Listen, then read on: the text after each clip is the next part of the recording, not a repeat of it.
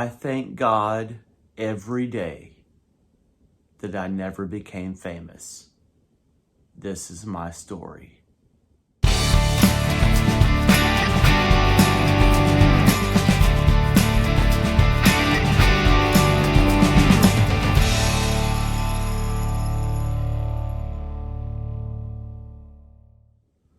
Growing up in junior high and high school, I had dreams of becoming this rock and roll legend. I wanted that rock and roll lifestyle.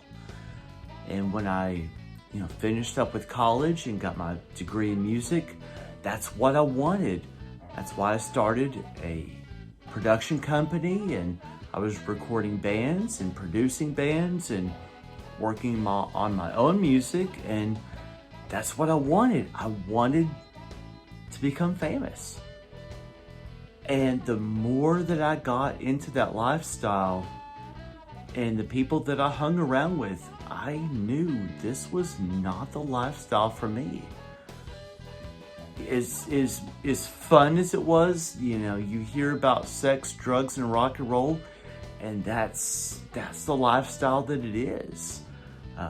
If you want to be famous, that's the lifestyle, to some varying degree. And eventually I realized I'm not quite sure about this. Then I became Catholic and started changing my lifestyle from that area. There was always this kind of hungering, I wonder if I could make music as a Christian, even though that my music wasn't Christian per se, it had Christian overtones, but could I do this? So then I got back into music again, and I started noticing that, as my music was starting to attract some attention, album after album, there were things that were starting to happen. It was great, but the recognition I was getting, doing the interviews and things like that, I was like, I'm not sure about it. It was fun. Don't get me wrong, getting praise and attention for, in the accolades, getting all of that, it's fun. And it's great. It's a great feeling. But, after my third album and fourth album, I was doing an album every year. And after about my fourth album, I'm like, I'm done. I'm even though that it wasn't like it was in the past, eventually you just keep looking at, okay, I'm getting noticed and things like that. And once again, I wasn't famous.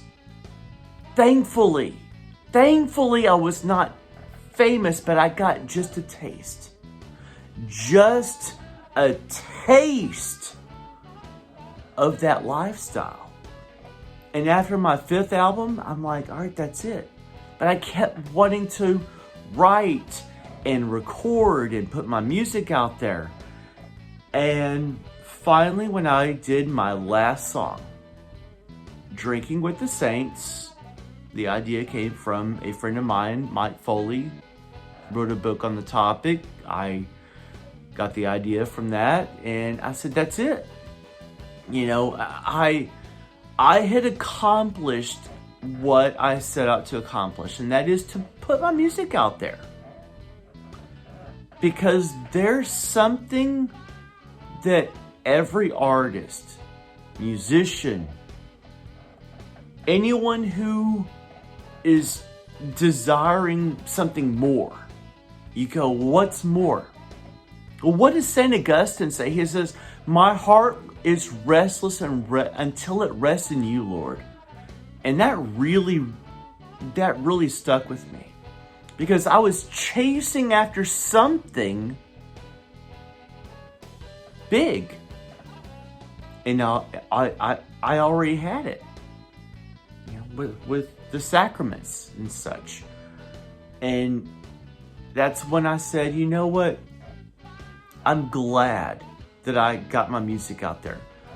I was happy to do the interviews, and the recognition was fine. My music is still out there.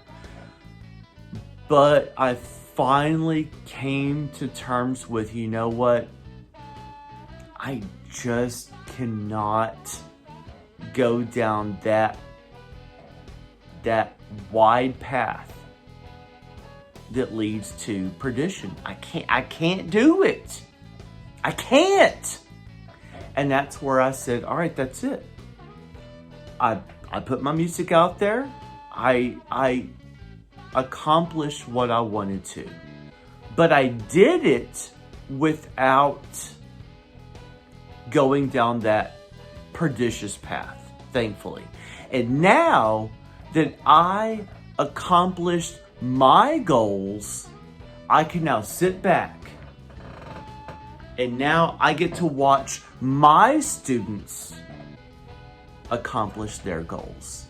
I did what I did, but I did it without heading down a path that would ultimately lead to destruction, because I do have an addictive personality, and I have to be very careful. And some people, they don't recognize that. I recognize that. And that's why it's important to look at where you are, where you've been, and where you're going. So that's why I can say, thank God that I never became famous.